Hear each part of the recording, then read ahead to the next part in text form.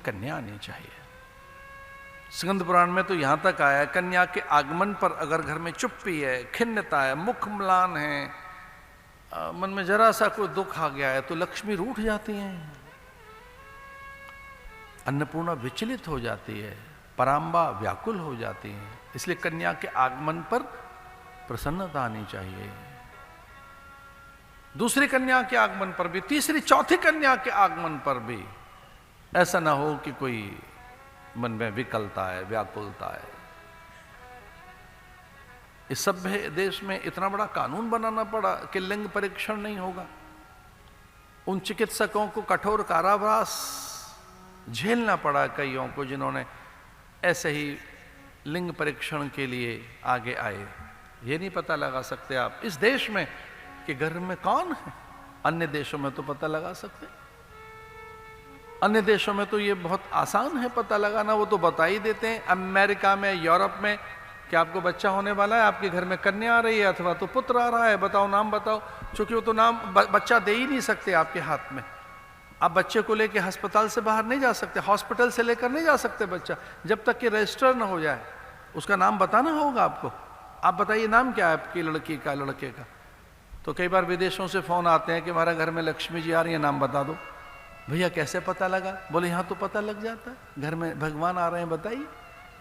भाई हमारे देश में तो पता नहीं लग सकता, तो हम कितने अधिक पुत्र की कामनाओं को लेकर कितने कठोर हो गए। अब कल्पना कर सकते हैं हम कहां तक पहुंच गए, हमारी नैतिकता कितनी नीचे आ गई, हम कहां चले गए कि हमने कन्याओं का वध कर दिया, हमने कोख में उनकी हत्या कर दी। ऐसा हुआ है भारत में भाई, कन्याओं के साथ इतना दुराचार भयंकर। अरे कंस भी नहीं कर पाया है, तो कंस ने मना कर दिया था कि नहीं नहीं मैं तेरी पुत्री की हत्या नहीं करूंगा।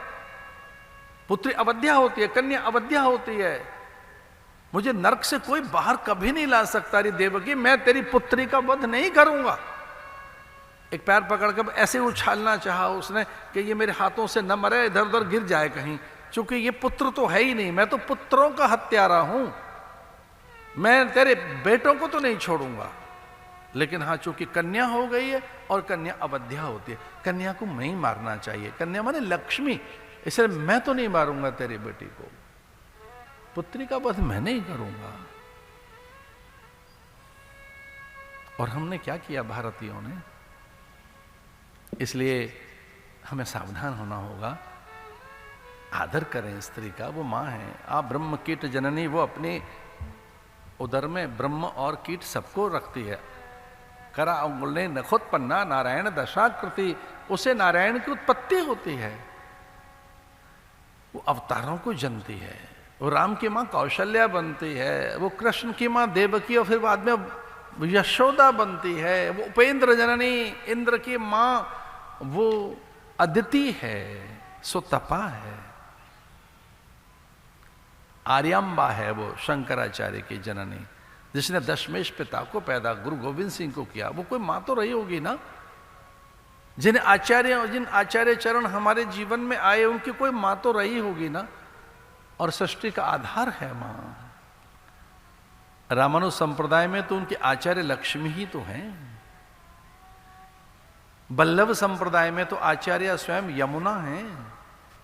यमुना मां उनकी आचार्या हैं, हवेली वालों की। महाप्रभु बल्लभाचार्य की कोई गुरु हैं तो यमुना जी हैं। रामानुज की कोई गुरु हैं तो स्वयं मां लक्ष्मी हैं। भारत में कितने ऐसे संप्रदाय हैं जिनकी आराध्या अथवा आचार्य गंगा यमुना सरस्वती गंडकी कावेरी कृष्णा हैं। कोई वेदों से तो पूछो कि आपकी आराध्या कौन है, कौन है जो आपकी पूज्या है। तो धरती माता, वेद ने कहा धरती ही हमारी मां है, माता भूमि ही पुत्रो हम पृथ्व्या। ये मां यही भाषा देती है।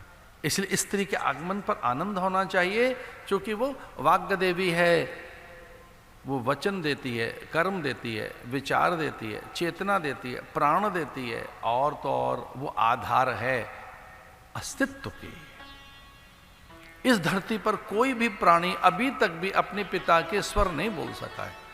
वो जीव जंतु कीट मीन मतंग भृंग कुरंग जलचर, थलचर, नभचर, जितने भी जीव जंतु हैं, 84 लाख योनि में जितने जीव जंतु हैं, वो जब बोलते हैं, उनकी कोई भाषा है तो अपनी मां से सीखिए। वो अपनी मातृभाषा बोलते हैं, पिता की भाषा नहीं बोलते। आपने भी जो कुछ बोलना सीखा अपनी मां से, इसलिए आपकी कोई भाषा मातृभाषा है, पितृ की भाषा नहीं होती, मदर लैंग्वेज। आप कुछ भी जो बोल रहे हो, वो बागड़ी बोल रहे हो या मेवाड़ी या मारवाड़ी या कि हाड़ौती या कि मेवाती, राजस्थान ऐसे तो बटा है इनमें। राजस्थानियों के पास या तो बागड़ी है, या फिर वो मेवाड़ी है, मारवाड़ी है, हाड़ौती है या मेवाती हैं, या कि वो बंगाली, पंजाबी, गुजराती, कन्नड़ा, तमिल, तेलुगु। ये भाषा क्या है? माँ की। माँ ने जो भाषा सिखाई है, मातृ देवो भव। माँ इसलिए है कि वो भाषा देती है, शब्द देती है, वो शब्द विन्यास देती है, वो वैखरी प्रदान करती है। और एक बात तो सच है ही, जो जिह्वा से सरक कर स्फुटित होते हुए शब्द उच्चार करती है, वो कोई और नहीं, सरस्वती ही है, जो हमारी जिह्वा पर बैठी है। सर्व भाषामयीं सरस्वती।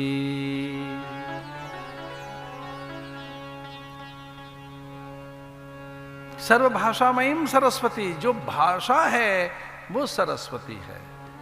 इसलिए कन्याओं के आगमन पर आदर करिए, उसका अनादर न करें। जिस घर में स्त्री दुखी है, वहां से लक्ष्मी जी चली जाती हैं। जिस घर में ये 5 आदर पाते हैं, कौन कौन? स्त्री, बालक, रोगी, अतिथि, वृद्ध। स्त्री, बालक, रोगी, अतिथि, वृद्ध, इनका आदर करना चाहिए। वृद्धों का, अतिथि का, रोगी का, स्त्री का, बालक का। उनमें सबसे पहले स्त्री आई है कि जिसका अनादर न हो वो स्त्री है, वो मां है, उसका अनादर न हो।